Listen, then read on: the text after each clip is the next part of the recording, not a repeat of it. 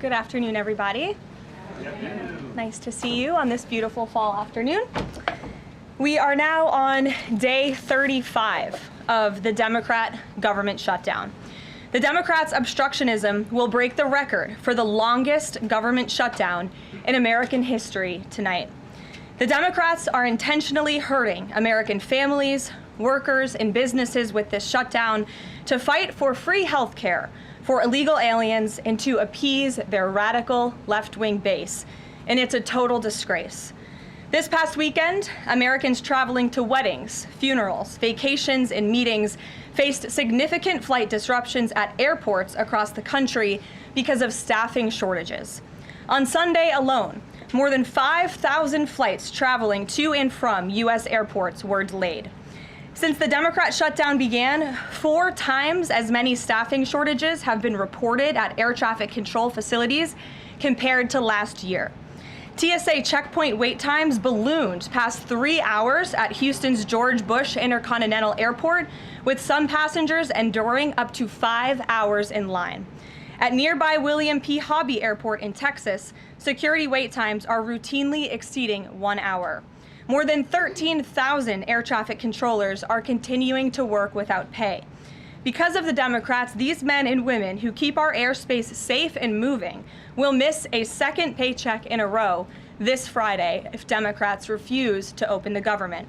Let me be clear to our incredible air traffic controllers across the country. President Trump and Republicans want you to get your paychecks. They want you to be paid. Please call on your Democrat senators and tell them to side with President Trump and Republicans to vote to reopen the government. Our nation's 4 largest airlines, United, Delta, American, and Southwest, have now all endorsed the Republican, nonpartisan, clean funding bill to end the government shutdown. Major unions, collectively representing tens of thousands of pilots, have also joined the airlines in calling on Democrats to pass the clean, nonpartisan CR. The travel industry is also imploring Democrats to end the shutdown and reopen the government.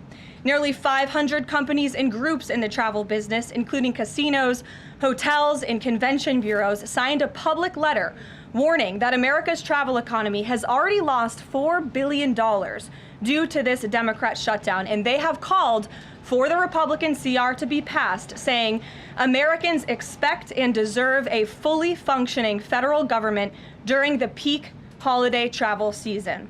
Never before have we seen private industry and union leadership so unified on the same issue, rallying behind Republicans in such a vocal way. The Democrats have completely lost the plot. They are endangering the safety, prosperity, and livelihoods of millions of Americans. It's well past time Democrats do what they did 13 times under Joe Biden and pass the clean funding bill extension. All we need are 5 Democrat senators to put country over party and vote to end this reckless shutdown. In other news, tomorrow will mark the 1-year anniversary of President Trump's historic election victory, where he won nearly 80 million votes, the popular vote, in all 7 swing states. This was the ultimate poll on November 5th. The president secured a mandate to make America great again, and he has delivered in record time. Never before have we had a president who has kept their promises like President Trump has. I'd like to go over a few of those with you. In less than 10 short months, President Trump signed the largest middle-class tax cut in history, including no tax on tips, overtime, and Social Security to put more money back into the pockets of the American people. The president ended the southern border invasion of the Biden administration, made our border the most secure in history, and he is carrying out the largest mass deportation campaign of illegal aliens in our nation's history to protect our homeland, just as promised. President Trump has aggressively taken on drug cartels by declaring them as foreign terrorist organizations and even blowing up narco-terrorists who have tried to poison the American people with fentanyl and other illegal narcotics.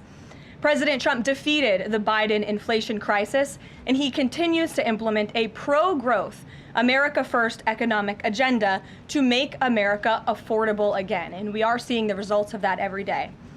Inflation has remained low and steady, averaging just 2.5% compared to the painful average of 5% under Biden, and we know it was historically higher than that for most of President Biden's term. Meanwhile, real private sector wages are on track to rise by almost $1,500 since President Trump took office, a significant change to the Biden years where private sector wages declined and were being wiped out by inflation.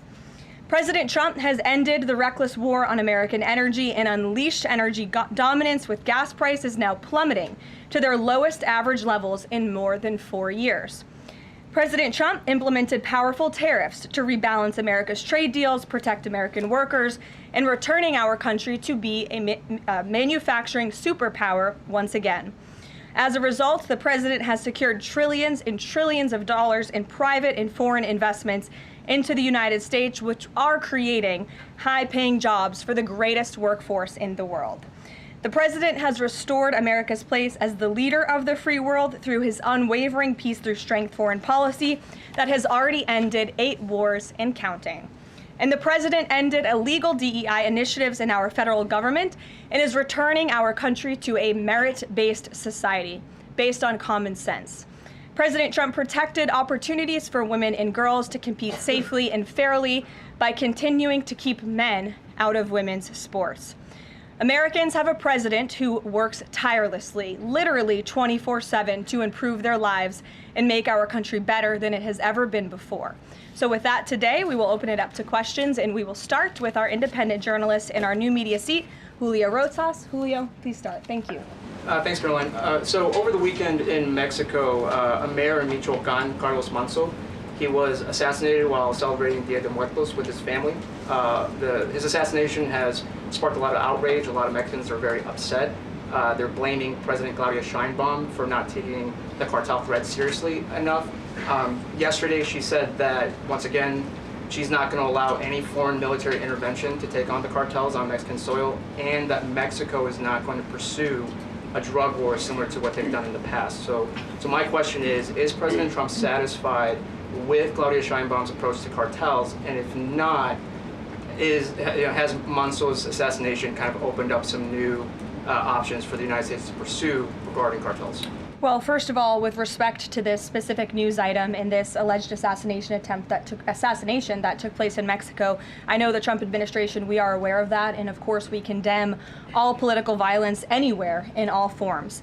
As for Claudia Sheinbaum and the president's relationship with her, I think he has a lot of respect for her as president of Mexico, and he also really appreciates the coordination that she has provided to the Trump administration. I can't speak for her and what she's doing internally in her country. I can speak for the president in saying we are continually pushing Mexico to do more to tackle the drug trafficking and the drug cartels within their country, and we are working with them in any way that we can. And the president has obviously used the full range of executive options in his authorities to crack down on drug trafficking at our southern border and to designate these cartels as foreign terrorist organizations and additional actions as well.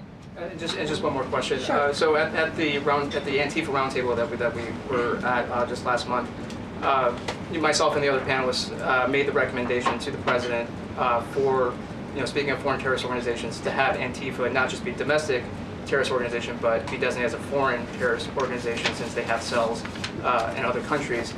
He mentioned to Secretary Rubio, because he was in the room at the time, to look into that. So I just wanted to see if there's an update on that. Sure. That process is most definitely taking place. I don't have any announcements for you on that today, but I can certainly assure you the administration is working on it, and I'll check in on it and get back to you, Julio. It's a good question. Thank you very much. Jackie. Thank you, Caroline. Zohran Mamdani blamed the president for bomb threats and intimidation at polling locations. He said, quote, part of the general approach of the Trump administration has taken to intimidate voters with baseless allegations of voter fraud as a means of trying to repress the voice of Americans across this country. I want to give you a chance to respond to that. Yeah, I saw those comments from Mamdani. I think they are completely irresponsible, and they are based on zero evidence. And I think this is just another example of how the Democrat Party unfortunately stands for nothing. All they stand against is President Donald Trump. And I think it's quite sad to see that we have someone at the top of the ticket on an election day today saying such things about the president when he obviously had absolutely nothing to do with those threats. And on the shutdown, Democrats have been pretty quiet about the president's push for the nuclear option, terminating the filibuster. Is there any concern around here that Democrats might actually want Republicans to get rid of the filibuster so that one day, when they're in power again, the door's already open for them to pack the Supreme Court, give statehood to D.C. and Puerto Rico, make mail-in balloting permanent, those kinds of things? I think the president has been very realistic and strong in his position on the filibuster. He's been very vocal about it. I just spoke to him about it. He feels really strongly about this. Republicans need to play tough and they need to play smart. That's how the president feels. And we know that Democrats, if they are ever given a chance at power again in this city, they will absolutely take away the filibuster from the United States Senate. In fact, you had 49 Democrats who already voted to do this before. The only reason it did not move forward was because you had 2 Democrats who are no longer in office because they were run out of town by the far left radical base of their party. And so President Trump is quite clear on this. He wants to see Republicans move as many good pieces of legislation for our country forward in the next 3 years of his administration as they possibly can. And the filibuster is one means to doing that. You talked to Johnson and Thune about it. I know that they had both voiced some opposition. Have there been any conversations with them? He has. He's made his position to them very clear, both publicly and privately. Ouija. Can you help clear up some confusion about SNAP benefits? Because Sure. The president just posted that they will only be given out when the radical left Democrats open the government and not before. But just yesterday, the administration said it would comply with a court order to expend the full amount of SNAP contingency funds by end of business day yesterday. So did the administration distribute that money or defy that court order? No, the administration is fully complying with the court order. I just spoke to the president about it. The recipients of these SNAP benefits need to understand it's going to take some time to receive this money because the Democrats have forced the administration into a very untenable position. We are digging into a contingency fund that is supposed to be for emergencies, catastrophes, for war. And the president does not want to have to tap into this fund in the future, and that's what he was referring to in his Truth Social post. So the Department of Agriculture, as for the latest SNAP payment in the judge's order, put out guidance to states today on how to get that money to the recipients of SNAP.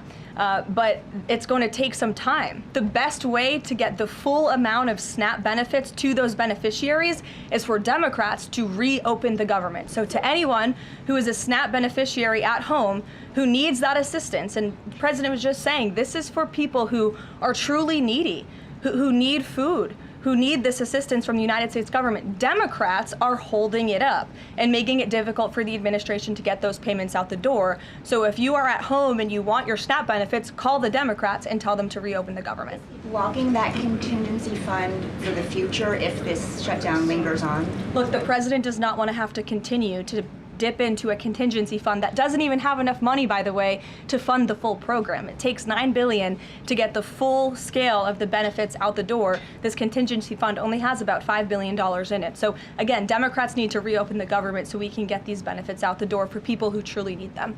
Kate. Thanks. The president suggested that if Mamdani wins, that he would cut federal funding to New York. How much funding would be impacted? What would be impacted there? Well, look, we won't get ahead of the election results, nor will I speak to what the president may do in the future. We'll see how tonight goes, and then I'll let him speak on it further. And why did the administration exclude Democratic lawmakers last week? There was a briefing about U.S. strikes on alleged drug trafficking boats. Why were those Democrats excluded?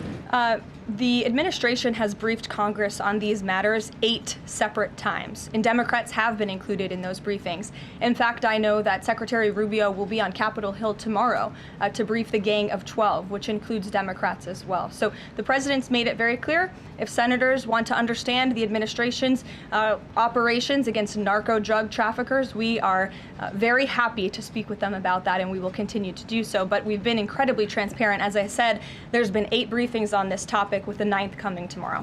Rachel. Thanks, Caroline. There's been some reporting out there about the possibility of furloughed workers not getting back pay. We know that the president signed that bill into law in his first term. Does the administration guarantee that all furloughed workers will get back pay? This is something we are very much open to discussing with Democrats as part of the discussions about the continuing resolution to keep the government open, and it's something that Republicans are talking with Democrats about right now. I won't get ahead of those negotiations or discussions. That's a possibility that may not happen, even though it's law. I just said Republicans in the White House are very much open to discussing this with Democrats. And then just one last question. As this government shutdown now drags on, about to make history as the longest government shutdown in American history, can you talk about what the president is personally doing to try to see an end to this? He's pushing Republicans to keep voting and to keep opening up the Senate floor to vote for the clean continuing resolution. He had the Senate Majority Leader and the House Caucus Leader, Hakeem Jeffries, here at the White House to talk about this in the very early stages, to give them a chance to come to their senses and avoid this entire government shutdown at the very beginning. And they chose not to. And I think it's been very clear to everyone in this room and to everyone across the country that the Democrats are playing partisan politics with our United States federal government. And all Republicans have wanted to do for the last 35 days is reopen the government. That has been the president's position since day one. It is his position today on day 35. And all we need are 5 common sense Democrats with have a little bit of courage and come to the table and vote with Republicans. I saw Senator John Fetterman on television last night saying that he hopes more folks in his party will step up. And we certainly agree with him on that point. Sure.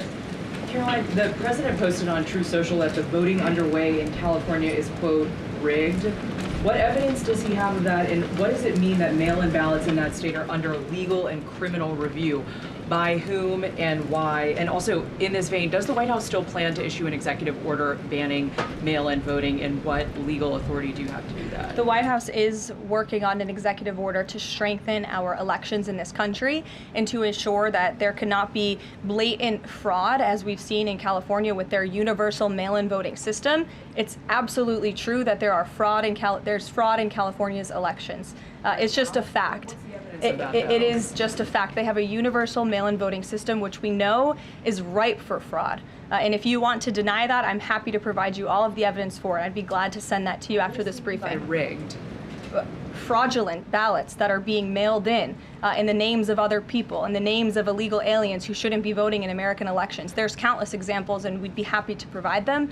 As for executive action the White House is taking, yes, we are looking into that. And like any executive order, of course, any executive order the president signs is within his full executive authority and within the confines of the law.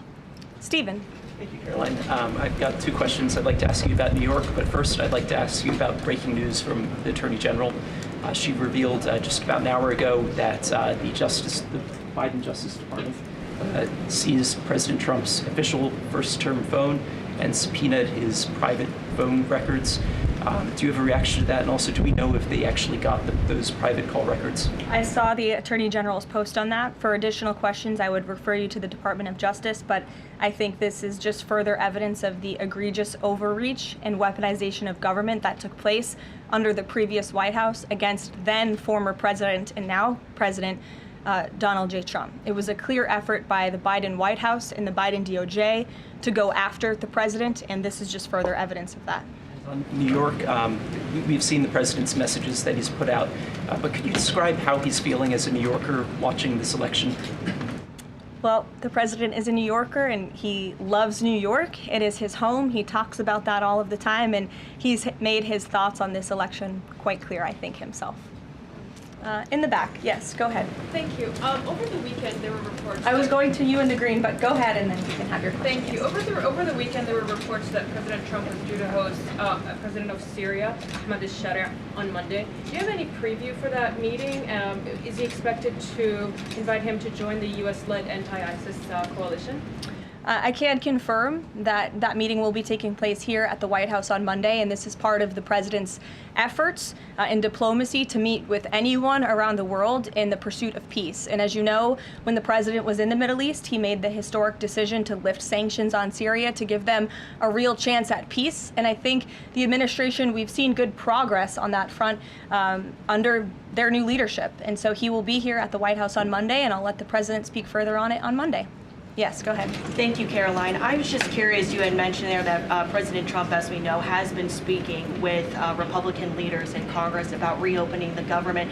Is he involved in any other negotiations? And is he prepared to sign something if a deal does come out by the end of this week? On top of that, with SNAP benefits, does he have any authorities or considering any authority there to release more funds to help people who are desperately needing these benefits? So look, I think I've already answered the question on SNAP. We're complying with the court's order and we're getting that partial payment out the door as much as we can and as quickly as we can, but it's going to take some time because again, this is a prorated payment that we're tapping into a contingency fund for. The best way to get those payments out the door is for Democrats to reopen the government. But yes, the president is in constant communication with his friends on Capitol Hill.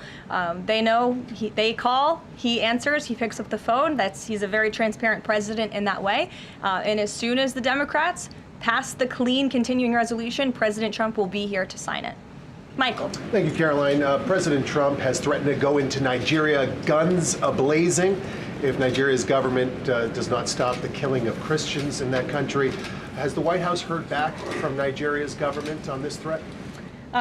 As the president stated, Michael, if the Nigerian government continues to allow the killing of Christians, the United States will immediately stop all aid and assistance to Nigeria and may take action to wipe out the Islamic terrorists who are committing these horrible atrocities, especially against innocent women and children. I don't have any further announcements on that for you today, but I can assure you the President of the United States is watching this situation unfold very closely, as is our Secretary of State, Marco Rubio.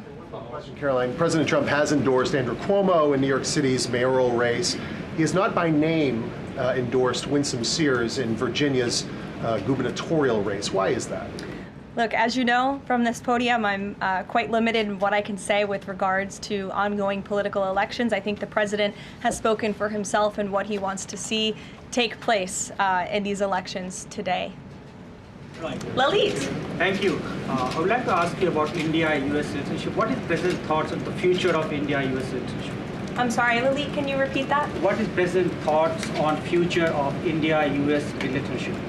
I think he feels very positive and strongly about it. As you know, he recently, a few weeks back, spoke to Prime Minister directly when he celebrated in the Oval Office Diwali with many high-ranking Indian American officials here at the White House. We have a great U.S. ambassador to India in Mr. Sergio Gore, who will represent our country very well. And the president and his trade team continue to be in very serious discussions with India with respect to that topic. So I know the president has great respect for Prime Minister Modi, and they speak pretty frequently. Thank you. Hi, yes. The air traffic controller crisis ongoing. Secretary Duffy said he will now start to cancel and ground flights next week to maintain safety. Should people fly next week given this new information? And is the administration encouraging people to stop flying altogether and look at alternative transportation modes? The administration is encouraging Democrats to reopen the federal government so this chaos and disruption to our air traffic control system in the United States of America stops. It is ridiculous that we have even gotten to this place and that the Democrats have continued to shut down the government with 35 days, our air traffic controllers continuing to work unpaid, every single major airline in our country coming out and begging the Democrats to please reopen the government. And you had a Democrat staffer who was quoted, I believe in Politico a few weeks back, saying, short of planes falling out of the sky, we are not going to reopen the government. That is a reckless and dangerous statement from someone who didn't want to put their name on that statement, but we know it came from the Democrat Party. And I think we're very clear. We want to reopen the government so we can resume travel in the safest and most efficient way possible, especially as we head into the busiest travel season of the month. We have Thanksgiving in a few weeks. And so Americans across the country need to make it very clear to their Democrat representatives that we want this government to be reopened so we can resume safe and efficient travel. Fran. Caroline, as of last I checked, the president still had not commented on the death of former Vice President Dick Cheney.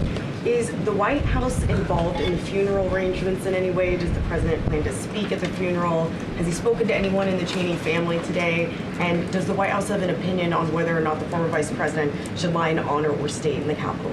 I don't believe the White House is involved in that planning, or at least hasn't gotten to it yet. I know the president is aware of the former vice president's passing, and as you saw, flags have been lowered to half staff in accordance with statutory law.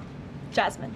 Thank you. Back on the question of the filibuster, how much political capital is President Trump willing to expend to get Republicans to do what he's asking? I mean, will we see him at the Hill? Will he be calling folks over here? What exactly is President Trump planning to do outside of these true socials and maybe some of these private conversations to get Republicans to fall in line? Look, I think you'll see. I think you'll see the president continue to engage very strongly and consistently with his friends on Capitol Hill. I don't have any meetings to read out for you at this time, but I think you should stay tuned and keep your eyes on Truth Social on this matter. The president's making his position on it quite clear. And again, he is right. Republicans need to play tough. We know that this is what the Democrats will do if they are ever given the keys to power again. And he wants to pass as many good pieces of legislation as we possibly can for our country and for our people. That includes election integrity reforms. It includes additional tax policy. It includes, fixing our immigration system further in ways that only Congress can. And the president fears with a Democrat Party that is so radical and opposes everything he does and everything he says, this is the only option for Republicans to move forward. Karen. In a second question, President Trump said to CBS in the 60 Minutes interview that he did not know the Binance founder, which he pardoned. What exactly did he mean for that? I know it caused. He means he does not know him personally. He means he does not have a personal relationship with this individual. And when it comes to pardons, the White House takes them with the utmost seriousness, and the president understands the responsibility that he has as president to issue clemency and issue pardons to individuals who are seeking that. That's why we have a very thorough review process here that moves with the Department of Justice and the White House counsel's office. There's a whole team of qualified lawyers who look at every single pardon request that ultimately make their way up to the President of the United States. He's the ultimate final decision maker. And he was very clear when he came into office that he was most interested in looking at pardoning individuals who were abused and used by the Biden Department of Justice and were over-prosecuted by a weaponized DOJ. And the individual you're referring to, that was certainly the case. Even the judge in his case said that the sentencing that the Biden administration was asking for was egregious and went too far. And so the president is correcting that wrong, and he has officially ended the Biden administration's war on the cryptocurrency industry, and I think that's the message he sent with this pardon. Karen, yes. Back on the issue of back pay for furloughed workers, you said that the White House is open to discussing that with Democrats, but what would that discussion even be? There was a law, the president signed it in 2019. What could a discussion look like? Why is that even open for discussion? Look, Karen, as I said, Republicans are talking about that with Democrats right now, and I don't want to get in the middle of those sensitive conversations. But as we've complied with the SNAP order, the White House, the administration is always going to comply with the laws. We're always going to comply with the ruling of judges across the country. But the Republicans are discussing this matter with Democrats right now. Why would there even be a consideration of not paying those workers? Tom Dempsey with News Nation. Big day in the Supreme Court tomorrow with President Trump's tariff policy facing a legal challenge. What's at stake with that case? And if the Supreme Court rules against the Trump administration, what is Plan B for trade policy? I'll tell you, the White House is always preparing for Plan B. It would be imprudent of the president's advisors not to prepare for such a situation. With that said, we are 100% confident in the president and his team's legal argument in the merits of the law in this case, and we remain optimistic that the Supreme Court is going to do the right thing. The importance of this case cannot be overstated. The president must have the emergency authority to utilize tariffs. Look at what President Trump has been able to do with the leverage and the power of tariffs. He's been able to sign peace deals all over the world and end global conflicts and literally save lives. He's been able to bring in trillions of dollars of investments into our country. In fact, this year alone, we are going to cut the deficit by $600 billion, namely because of the president's effective use of tariffs. And the president strongly believes that economic security is a matter of national security, and tariffs have a lot to do with that. And this case is not just about President Trump.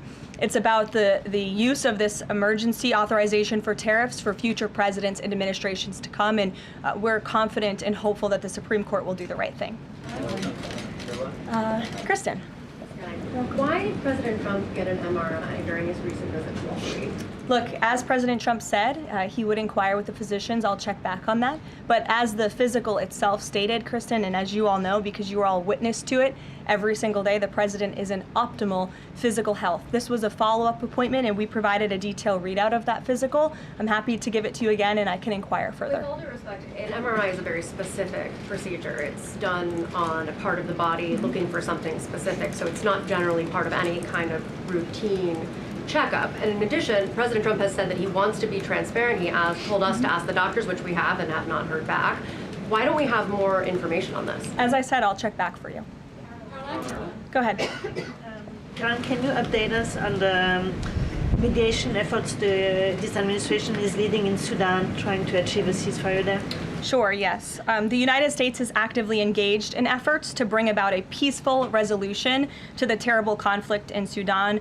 We remain committed to working with our international partners, including Quad members, Egypt, Saudi Arabia, the UAE, as well as others, to lead a negotiated peace process that addresses both the immediate humanitarian crisis and the longer-term political challenges. I actually spoke with Secretary Rubio about this morning, as of course there's been, kind of an uptick in recent reporting on the matter, and he assured me that the administration is very much engaged. We're in pretty frequent communication with those Arab partners that I just mentioned, and we want to see this conflict come to a peaceful end, just as we have with so many others, but the reality is it's a very complicated situation on the ground right now. Caroline? Yes.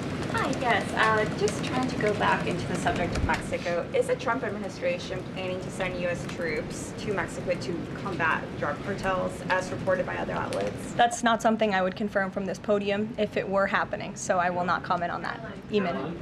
Thank you, Caroline. Why did the president decide not to go to the Supreme Court tomorrow? He'd indicated earlier that he might want to go and attend in person. Yeah. Now he's saying he's not going to go. Why? The president did have an interest in attending the Supreme Court hearing tomorrow, as I just expressed how important it is to him, the administration, and the country, this case. But he is traveling to Miami tomorrow, as you all know, to give an economic address with the mayor of Miami and many global business leaders to talk about his historic success with the economy over the past 10 months and talk about sort of where we are headed as a country in terms of our economy. So he'll be traveling tomorrow on the road in Miami. That's why he won't be here, but Secretary Scott Bessent will be in attendance at the hearing tomorrow at the request of the president.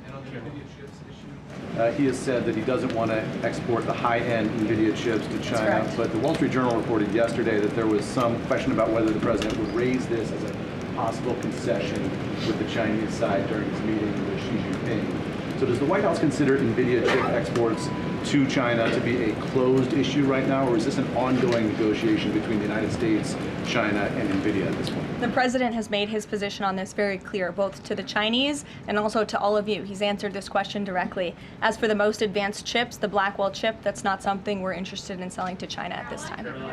Annie? Does the president think that the results of the Virginia or New Jersey gubernatorial races tomorrow, or statewide races tomorrow, will in any way reflect a voter sentiment towards his administration? Look, Annie, I'm not at liberty to talk about the election results, and I certainly won't get ahead of them. I'm not going to engage in hypotheticals that may or may not happen tonight. We'll have to watch and see. And I'm sure you'll hear directly from the president tomorrow on that point. Quickly on Snap, just really quickly, is there anything that prompted the president's tweet this morning? Because it did seem quite different from some of his other communications about Snap. It seemed a little bit out of the left field. I'm just wondering if he had a conversation or if there's anything you're aware of that caused him to decide to, at around 11 o'clock, to send out that message. Look, the president is constantly well read on the news, as you know, and he is very much aware we are in day 35 of a government shutdown in which these SNAP benefits, we're pushing them out the door. USDA put out that guidance to the states this morning. The president was aware of that, and he wants to make it very clear that these benefits are in jeopardy because of the Democrats, and they should just open the government so that we can continue getting these funds out the door in an easier and more efficient way. There's some new reporting that just dropped a few minutes ago that the Trump administration is negotiating with the makers of Ozempic to sell some weight loss drugs for $149 a month. That's according to the Wall Street Journal. Do you have any more information on that? Can you confirm that? I think the president has said himself in previous Most Favored Nations announcements that this is something that the administration has been engaged in and looking into. I won't get ahead of the president on any future announcements, but I will echo his strong commitment to bringing down drug prices in this country. And you've heard it directly from Secretary Kennedy and Dr. Marty McCary and his entire Health and Human Services team, how committed the president is to bringing down the cost of drugs, and we're working with pharmaceutical companies to do that every day. Very quickly, Caroline, on SNAP. I know it's been asked, and I know we just asked it, but I want to put a fine point on it. You talked about the president's post here, and he wrote that SNAP benefits will only be given when radical left Democrats open up the government. I understand your previous answers, but as written, how would that not violate a court order as it's written? I've now answered this question several times, Gabe. We are complying with the court's order.